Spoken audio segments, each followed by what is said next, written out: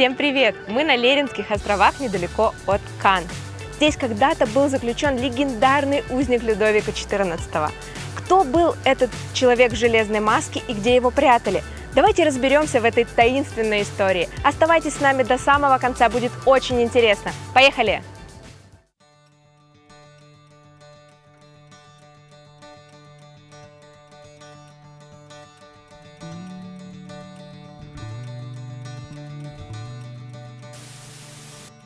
Архипелаг Леринские острова. Нас интересует остров Святой Маргариты, где расположен форт 17 века. В нем была обустроена тюрьма для человека в железной маске, и именно туда лежит наш путь. Ну что, мы в Каннах и готовы отплывать на Леринские острова.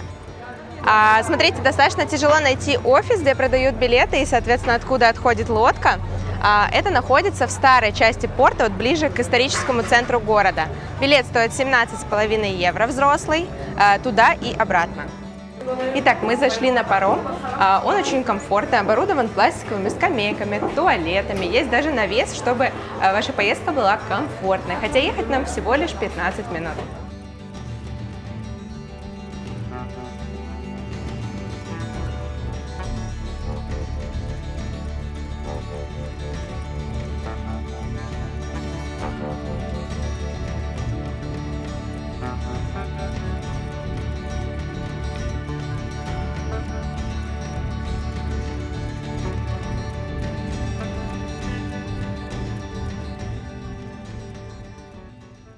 Итак, мы прибыли на остров Святой Маргариты для того, чтобы разобраться, какую тайну он хранит. Остров экологически чистый, здесь чистейшая вода, и вы представляете, даже нельзя курить. Пойдемте посмотрим.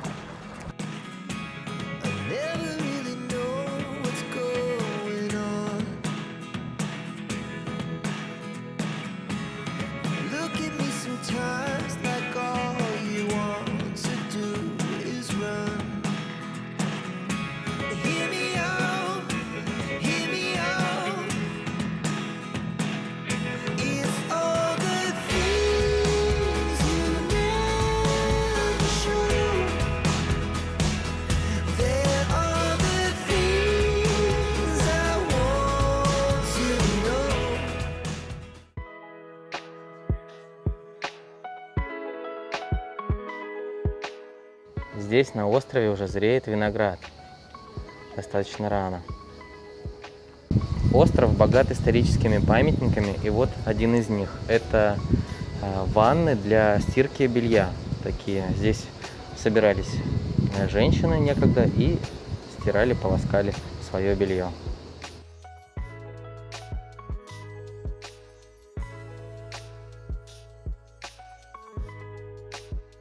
Тропа к форту очень живописная, и здесь очень богато представлена средиземноморская природа.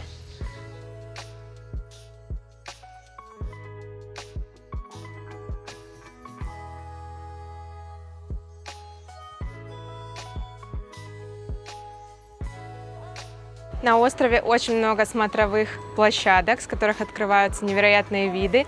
Вот, например, сейчас можно разглядеть Канны издалека.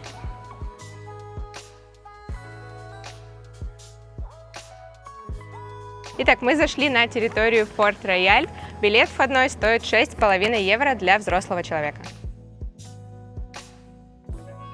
В одном из помещений форта есть даже маленький океанариум с рыбами из Средиземного моря.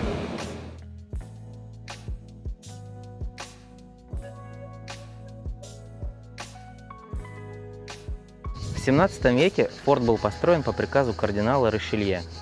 Во время 30-летней войны он был захвачен испанцами и существенно перестроен для улучшения своих оборонительных функций. Через 2 года его снова вернули французы себе. Со второй половины 17 века форт нес функцию тюрьмы для особо важных государственных преступников.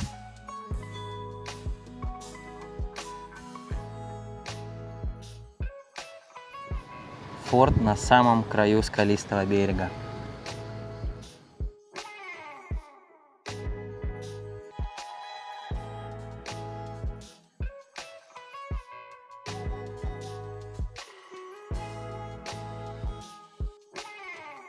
История этих островов уходит глубоко в древность. В начале V века святой отшельник Анара поселился на соседнем острове, который назывался в то время Лерина. И считается, что он основал первый христианский монастырь в Галлии. Позже Лерина стал называться Сен-Анара, а этот остров – Святой Маргариты, так как Маргарита была сестрой Анара и основательницей женского монастыря. Но в действительности о существовании сестры историкам ничего не известно. Это всего лишь легенды.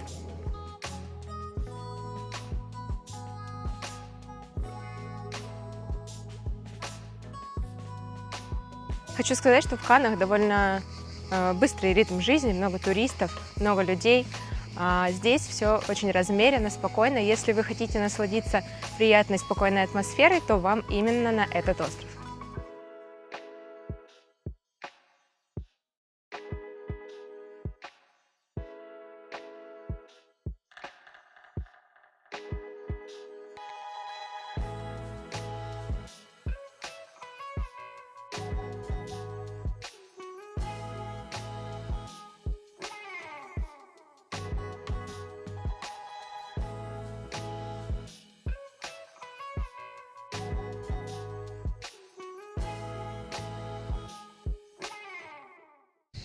Форт представляет из себя комплекс сооружений, в основном из крепостной стены и внутренних построек. Есть музейные помещения, есть часовни 17 века. И в некоторых домах такое ощущение, как будто кто-то живет. Стоят столики, сушится белье. Такое французское явление. В историческом месте, буквально в музее, живут люди в своих домах.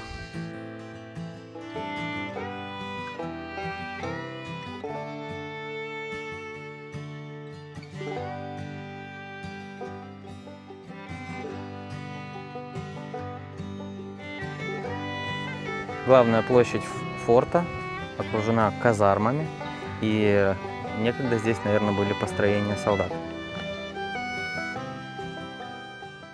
Самым знаменитым узником этой тюрьмы является человек в железной маске, чье существование окутано легендами и до сих пор служит благодатной темой для историков, писателей и даже кинематографистов. Кто же скрывался под железной маской? Версий существует более 60, но доподлинно так осталось и неизвестно. Самая распространенная версия, что под маской скрывался брат-близнец Людовика XIV, который непосредственно угрожал его власти. А на самом деле узник должен был носить черную бархатную маску, но со временем молва превратила ее в железную. Узник содержался в достаточно комфортабельных условиях. В его камере были ковры, туалет, камин и даже мебель. О железной маске писали Вольтер и Александр Дюма. А Виктор Гюго сказал: «Узник, чье имя никто не знает, чьего лица никто не видел. Тайна, загадка, проблема». Глубины французской истории мутны, как и любой другой. Особенно, если речь идет о времени правления короля солнца Людовика XIV. Тем интереснее вживую посмотреть то место, где провел свои годы заключения, а целых 11 лет узник в железной маске. Легендарный узник был заключен именно в этом здании. Давайте посмотрим его камеру. Говорят, она была весьма комфортабельной.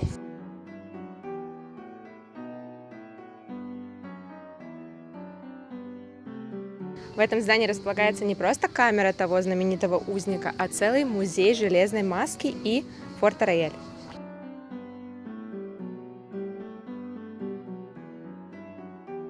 И вот она, та самая камера узника в железной маске. На стенах осталась роспись, которая украшала камеру еще с тех времен.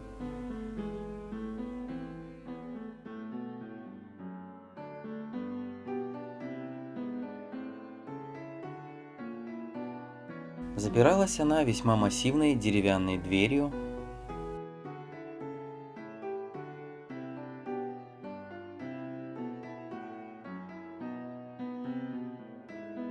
В камере был туалет, и по традиции тех времен нечистоты сбрасывались просто снаружи. В холодную погоду отверстие закрывалось деревянной крышкой. Довольно просторная камера, примерно 20 квадратных метров, отапливалась камином.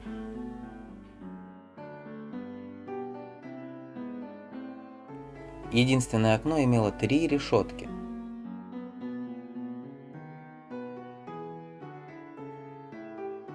По мотивам этой истории было написано множество романов и сняты легендарные фильмы.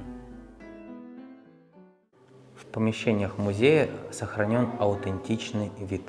Есть фотографии островов, деревьев, местной флоры и фауны, и также археологические находки. Такая богатая коллекция древних амфор.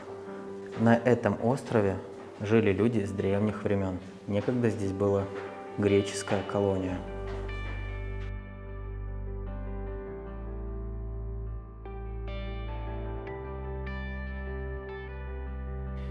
Вот так выглядели древние галеры.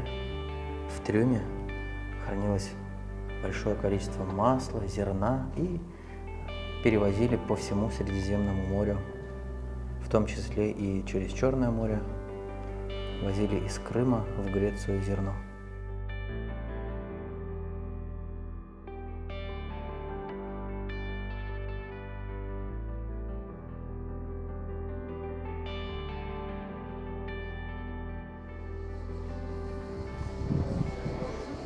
Такие огромные сосуды,